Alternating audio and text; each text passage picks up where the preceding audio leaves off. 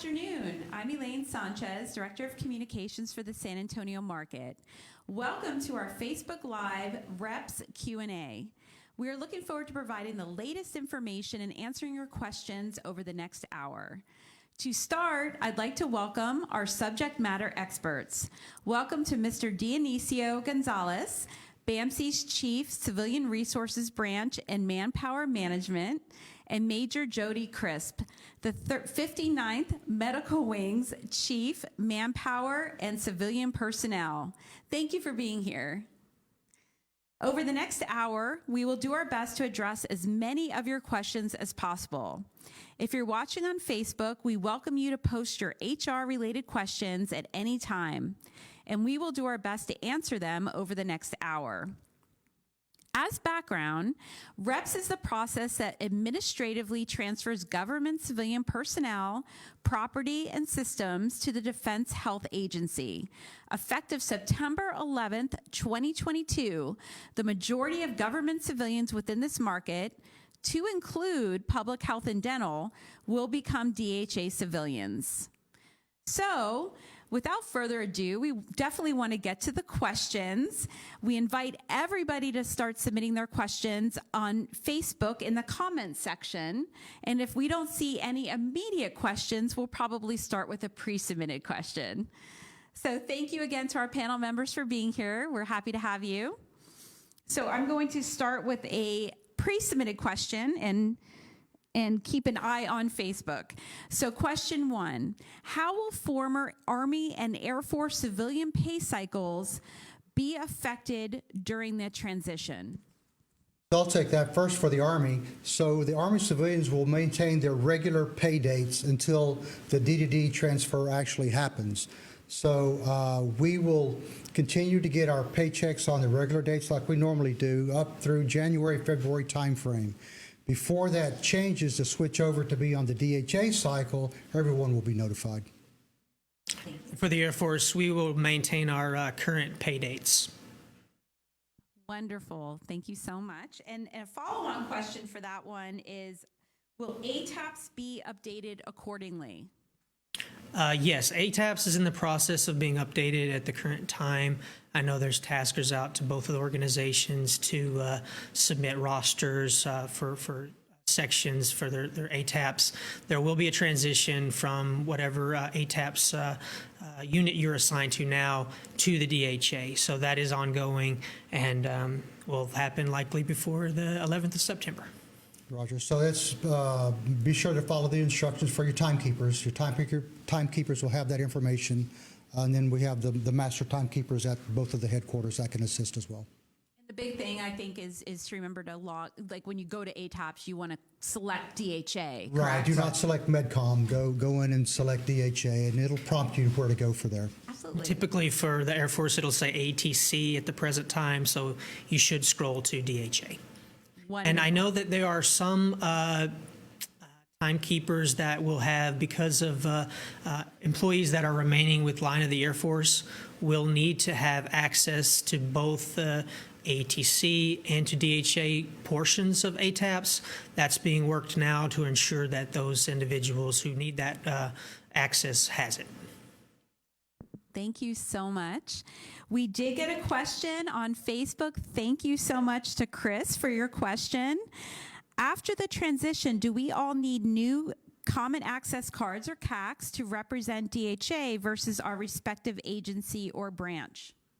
So I can say that no, you do not. When we transition, we're going to use the same CAC card. Once your CAC card expires and it's time for you to get a new one, that's when you'll get a CAC card that actually says DHA on or DOD on it. Okay. No change for the Air Force, same thing. Wonderful. It's great that we have both of you representing so we can cover everybody in the market. This is great. We did get another question. Thank you, Stephanie. For the January-February pay period transition, will there be an interruption to pay? So there won't be an interruption to pay. The way it was explained to me by DHA is we're going to continue, Army is going to continue to be paid on those pay dates. we anticipate for us to be paid like 1 week and then the following week be paid again. So again, that's coming forward. We don't have all of that information yet, but for the time being, up until the February time frame, we're going to continue to be paid on the pay dates that currently exist. Thank you so much. And another pay question from Belinda. Thank you for your question. She's asking, what will the new pay dates be? So can you kind of explain when DHA gets paid versus Army or Air Force? Well, in terms of the pay dates, I don't have the specific dates, but I can speak for the Air Force. So we were paid last Friday, which the date I don't have right in front of me, but it'll continue the 2-week period. So whatever 2 weeks is from last Friday will be the pay date. And for the Air Force, like I said, it will continue as is. There's no, we were already on the same cycle as DHA, so we don't anticipate any changes. So for the Army, we currently get paid on the second week of the pay period. That'll change to us being paid on the first week of the pay period. Air Force is on the first currently. Awesome. Thank you so much. I don't see any more questions at the moment, so I'm going to go to pre-submitted, but I am keeping an eye on Facebook. Question number 2, some positions currently are not paid the same as some competition or other entities such as the VA or other government or community entities. Does DHA intend to do a market analysis to streamline position descriptions and pay grades to be able to retain people and compete with other agencies, and what would the timeline be? So the transfer, we're doing a transfer of function. So immediately we're going to transfer on the PDs that we currently are on. I do know that we have some series have a special salary rate. Those will be reviewed again, and then there are some series that we will request a new salary rate for. We currently do use the incentives to hire people and retain them, recruitment and retention incentives, so those are still will be used. Guys are saying that. Awesome, thank you. We'll go to another pre-submitted question. I don't see any on Facebook, but certainly encourage people to submit. I plan to carry over 40 hours of award time to 2023. Will I retain that time? Absolutely. Time off awards, it's actually not automatic. We have been asked in our civilian personnel offices to submit to DHA lists of current time off award balances to the DHA, and they will be making sure that those leave balances for time off award get carried forward. So you likely will not see it on the 12th of September, but those dates, after a couple of pay periods, again, just go back in and check your LESs and make sure that those time off awards, or in Ataps to make sure those time off awards have been carried forward correctly. If they have not, I'm always advocating for our civilians to print their LESs out. So it's especially the most current ones, so that if things do not transfer correctly, you have a printed copy of something that would indicate what your balance was at the transfer date. So highly recommend that each employee do that, print their most current LES. Or ATAPS report indicating your leave balances for sick leave, annual leave, and for time off award. Yeah, Roger, that same here. We echoing the same sentiment is go ahead and print those out. If you have a balance that you want to carry over, be sure you have a documented hard copy or PDF file of that. Before I do get some Facebook questions, I'm going to turn to those in just a sec. I just want to say, what other documents would you recommend that civilians print out prior to the transfer? So if you go in and look at your EOPF, if you have you were recently promoted, for instance, maybe your PD, you can go to MyBiz and print out your PD as well.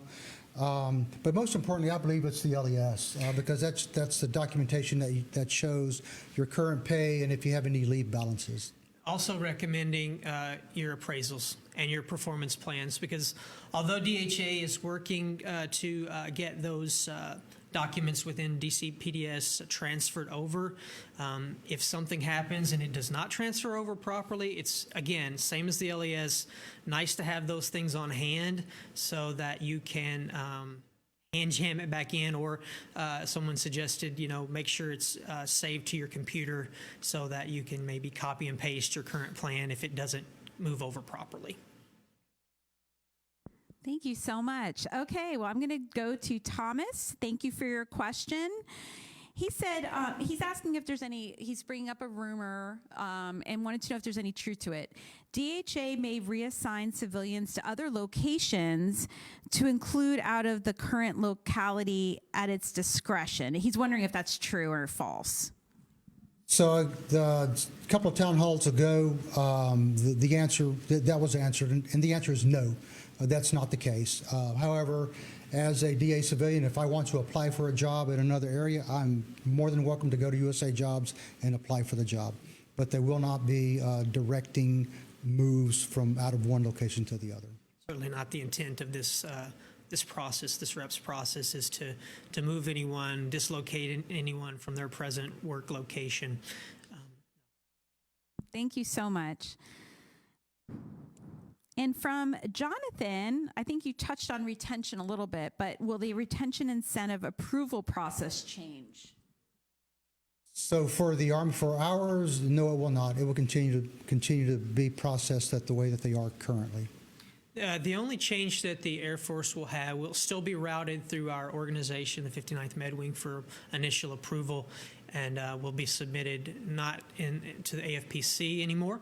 It will be submitted through Chara, which is our new, of course, human resources agency. So a slight change for the Air Force on basically where it goes once it's initially approved. Okay, I'm sure there'll be additional communication and updates as that develops.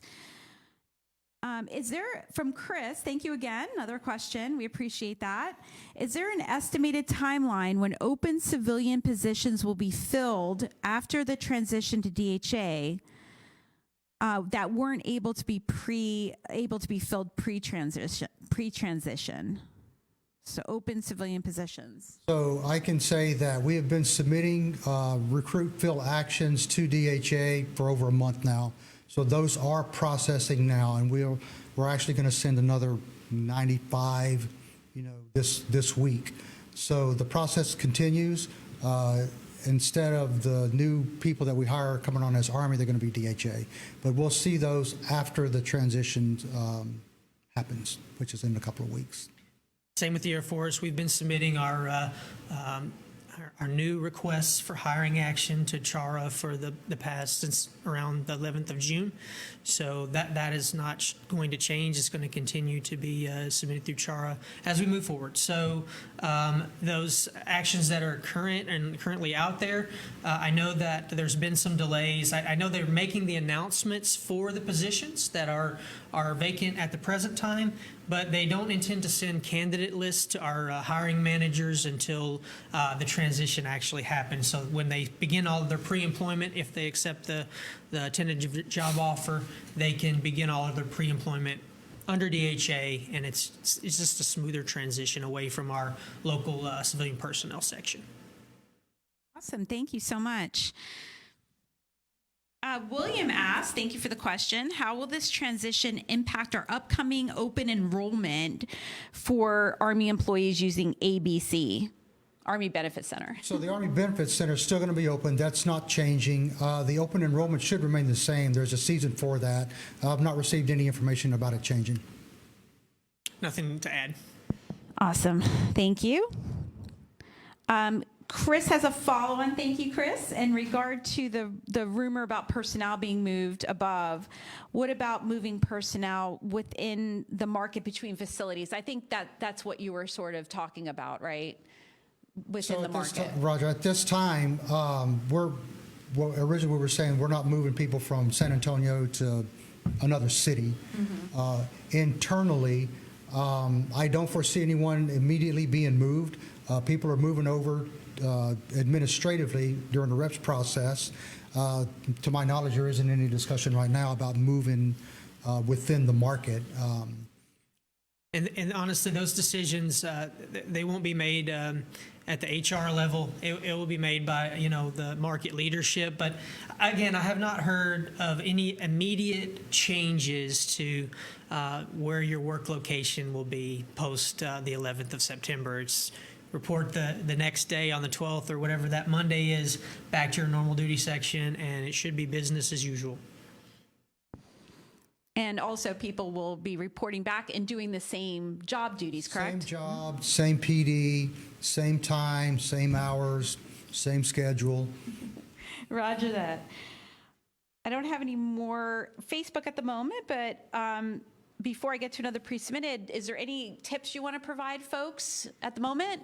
I have one just to make sure that no one is surprised.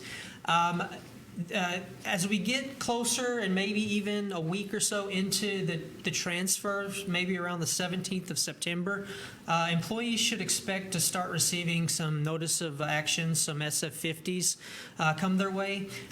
We do know that there will be a notice of action that comes to employees that's basically a termination action. But I'm not sure the order in which these actions are going to be coming out. So you will get a transfer or pickup SF50 as well. But if you do get your termination notice before you get your transfer notice, don't be alarmed. They are sending out both.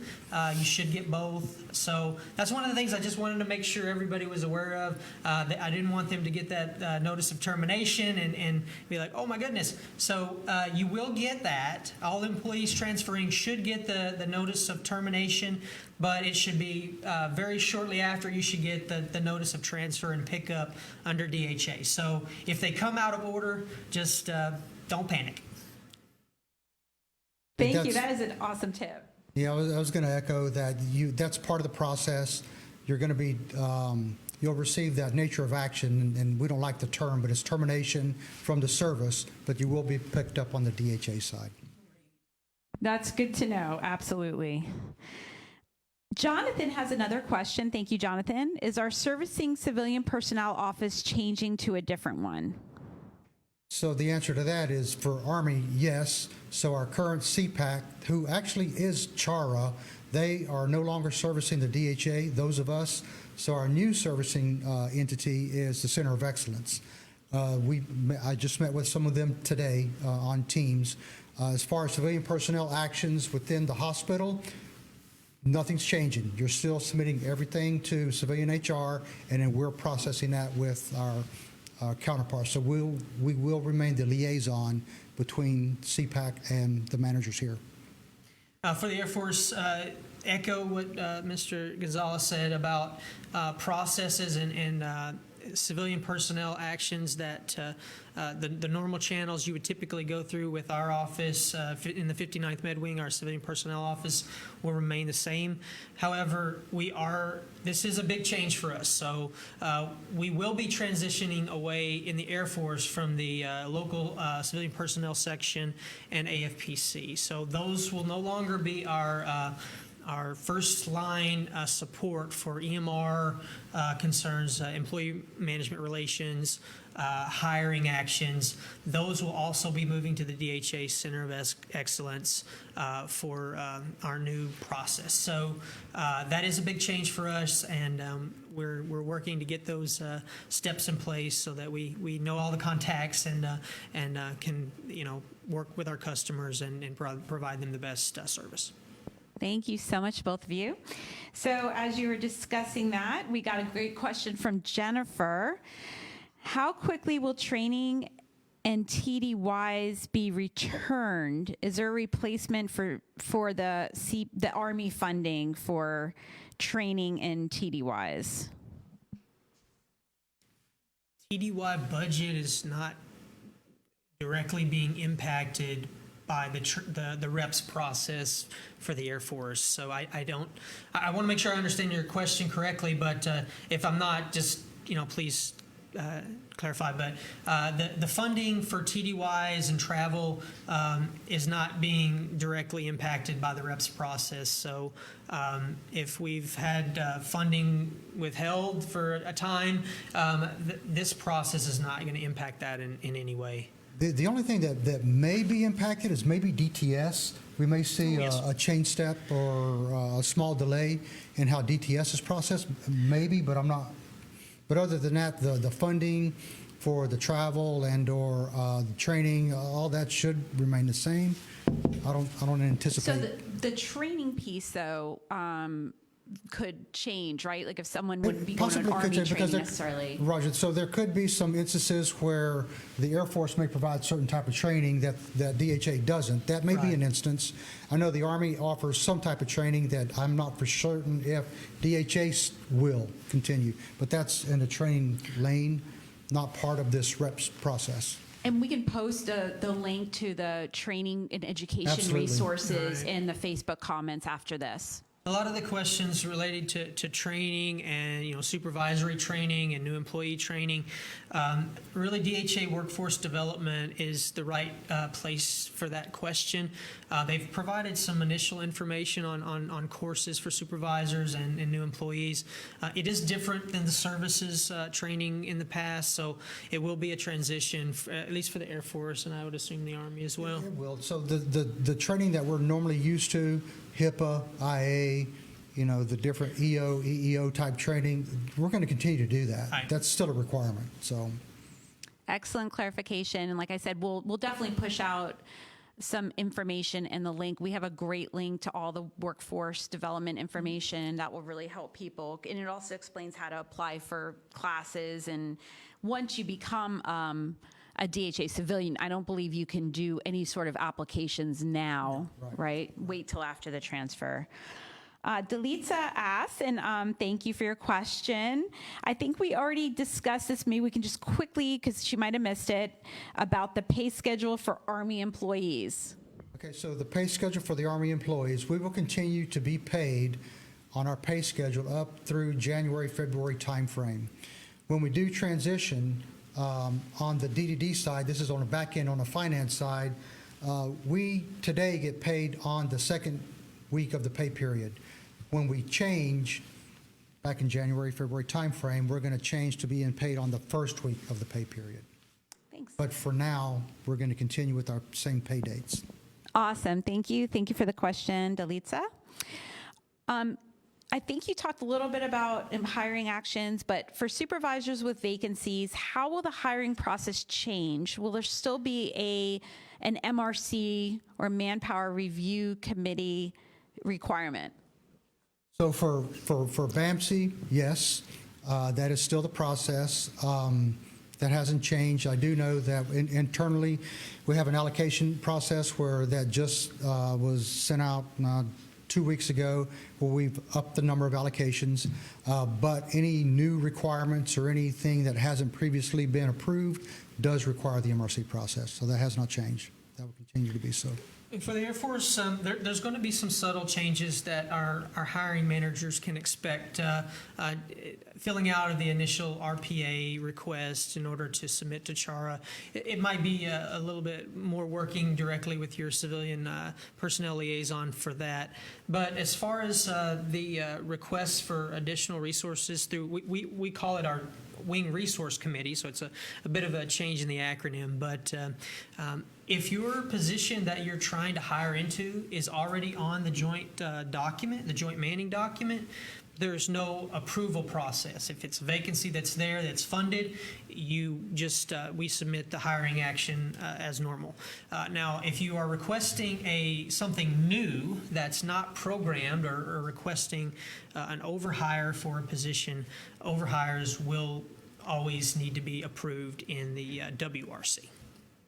Thank you. And Mr. Gonzalez, that's a little different for the Army because you do, to fill a vacancy, you do need to go to the MRC, correct? Well, so again, with the allocations process that we have, so if the position has been designated as one of those must fills, then it doesn't require MRC.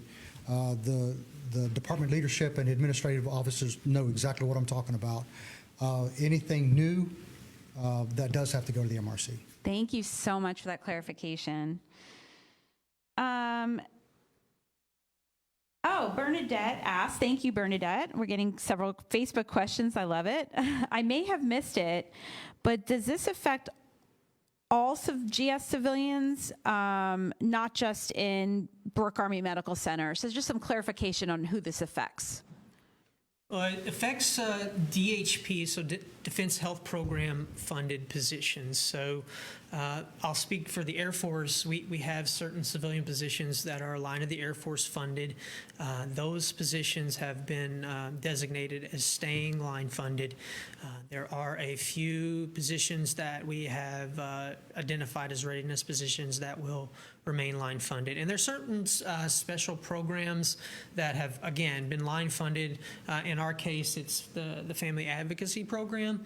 Those civilians that currently are in those positions will also remain line of the Air Force funded. So really, those are the cases on the 59th Med Wing side that will not transfer.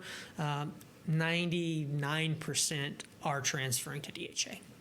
Only, I think, 61 positions we've identified as remaining on the line of the Air Force funded side. Very, very similar for the Army. So we know those that are readiness, Army funded, Troop Command, SRU, Optical Fab, SUDC, PTMS. There's, I think, by last count, maybe 67, 68 of our positions that are staying. And then that changes as those positions are filled and or people depart. But for the most part, almost everybody. Thank you so much. Ed asks, thank you for the question, will civilians still use dimmer SI and Ataps for reporting? Absolutely, for BAMC. And there's actually a lot of focus being pushed on dimmer's eye. So be sure and do your dimmer's eye. Don't put crazy eights. Use the right templates and be sure that it's done the same time you do your Ataps. Echoed for the Air Force. Thank you so much. And Robert asks, will pay retention be affected with the transition? If you're on a retention incentive right now, it's going to transfer as is. There's going to be no changes. Again, the only change with retention is if you are submitted for a retention incentive is where it gets filtered to for approval. That's the only change. So that question may be about an individual that's on pay retention. So not a retention incentive, but on a pay retention. That shouldn't change. Wonderful. Thank you for the clarification. So I'm going to, while we wait, we got another question. I was going to go to the pre-submitted or some more tips, but we want to pay attention to this first. So Michael asks, I established a career development training plans and signed up for training. Oh, this is training related. So I'll let Michael know that we are going to post information on training and education. It's not so much HR lane. So Michael, we'll get that answer to you directly. William asks also about career development and IDPs and courses. So we're going to get that link and the points of contact so you have all the information you need about career development and courses. So actually, we can turn it over if you have any more tips for our folks watching. I mentioned, I think we both mentioned DTS and government travel cards earlier. Just so that everyone is aware, they have mentioned on some of our conference calls that there may be some temporary interruption. They don't expect it to be more than a couple of days. They were not able to tell us when those dates are, but just so that everyone has a kind of a heads up that they're going to be doing some transitioning, just like they're doing transitioning in DCPDS. So there's going to be some temporary interruption in those programs. So that's something that we can anticipate. And it's another thing that I written down here is I know that the majority of our performance plans for the 59th Med Wing, I think majority for you guys are completed. However, if there are a few that are not completed. So if it's not a bad thing to check with your supervisor. Hey, is my performance plan all completed?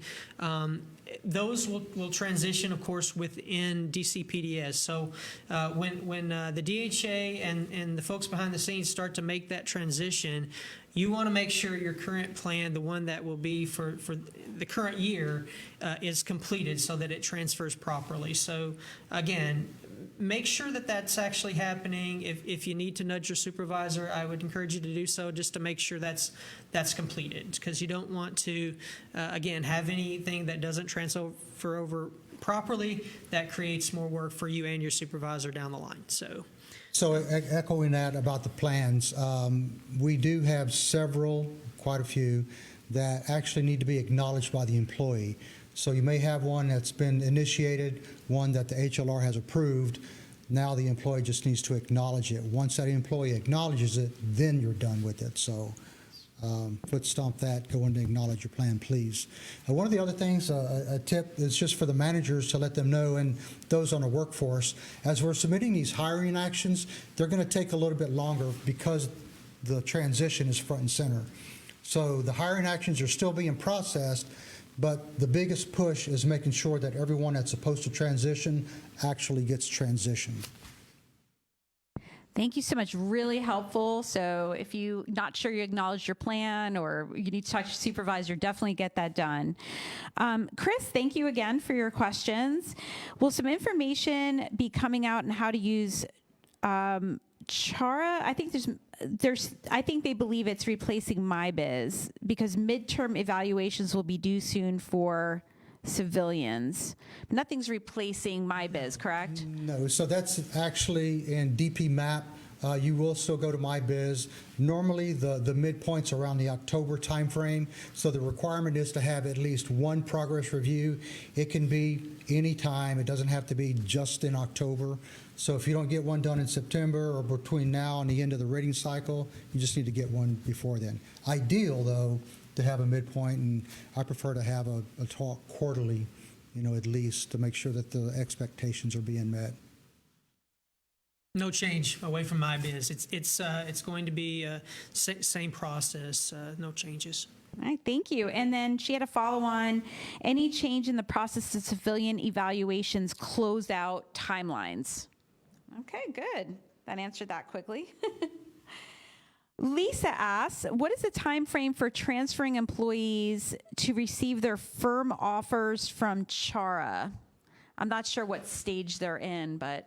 Can you repeat the question, please? What is the time frame for employees who are transferring to DHA to receive firm offers from Chara? So those, I'm going to try to answer that. It depends. So if you're already a DA civilian and you're transitioning, you're not going to get an offer. You're just going to transition. Right. If you're applying for a job and you've got a TGO and you're waiting for the firm offer, that may take a little bit more time. So let's say that I've applied for it and I've accepted a job at DHA, but I'm about to transition in a couple of weeks. My firm offer is probably going to come after the transition. That's what I'm hearing too. They're not sending out candidate lists for the hiring managers to even make a selection until this transfer takes place. So it will be after September 11th for sure. And really it just depends on, I have to assume at this point they have a lot that need to go out. So again, based on their bandwidth and how quickly they can submit, send out TJOs, FJOs, how quickly their new process is for pre-employment will determine how quickly that FGO comes. We really would not be able to provide a good timeline until we actually see the process happen for the first few months, I would think. Thank you. If people like Lisa have questions, can they contact their HR representative? Absolutely, yes. Okay, awesome. That way, it could be difficult when you're waiting on that, I'm sure, waiting on that offer. That's awesome. Thank you. Michelle asks, what are the lessons learned from other military facilities that have already transferred to DHA? Are we applying those lessons learned? There are lessons learned on the Chara side. And then so they are, for instance, I think one of those is system access. So we had found that we requested system access for their side, and they're not going to allow us to have it until after the transition, because when we transition and go into that dark space for a minute, we're going to lose all system access on the service side. So on their side, they've learned some things. One of the things that we've learned too that's been implemented is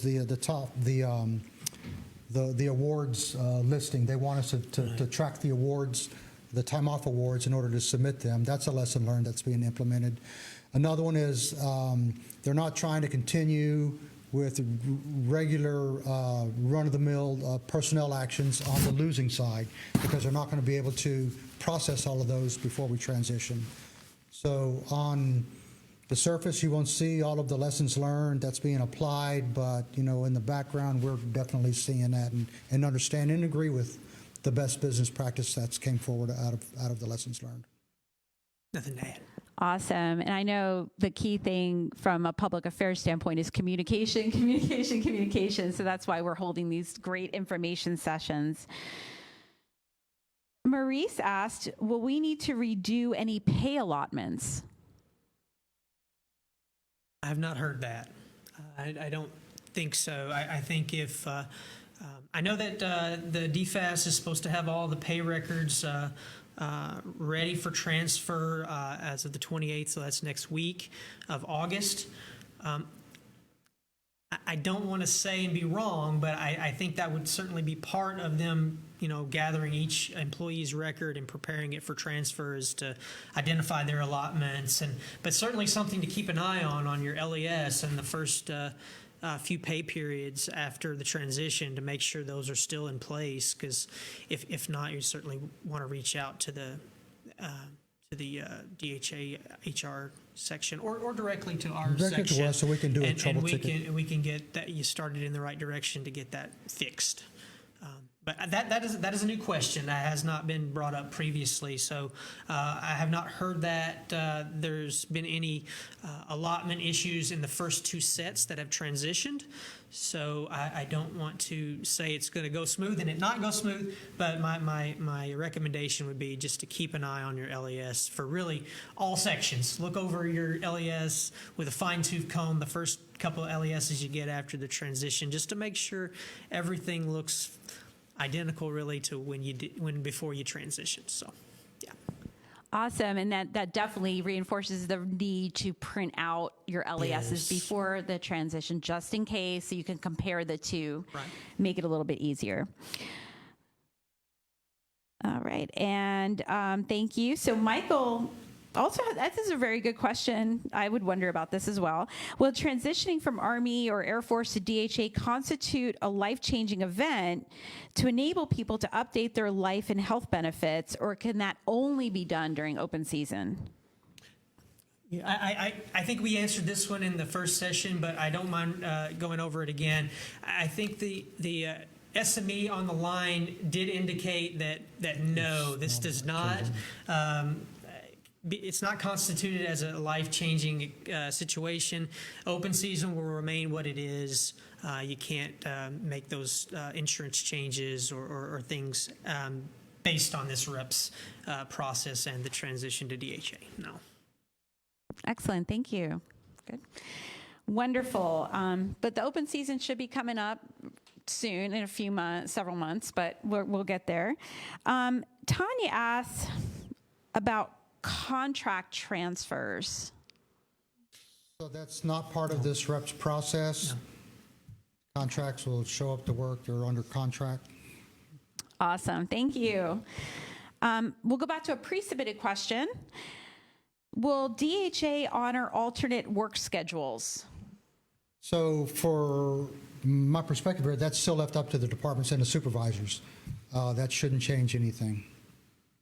Any alternate work schedule for the Air Force would be on file with OPM, so there shouldn't be any impact with regards to having to resubmit a request for an alternate work schedule. It's already on file with OPM, so unless they tell us otherwise, no, there won't be any change. Roger that.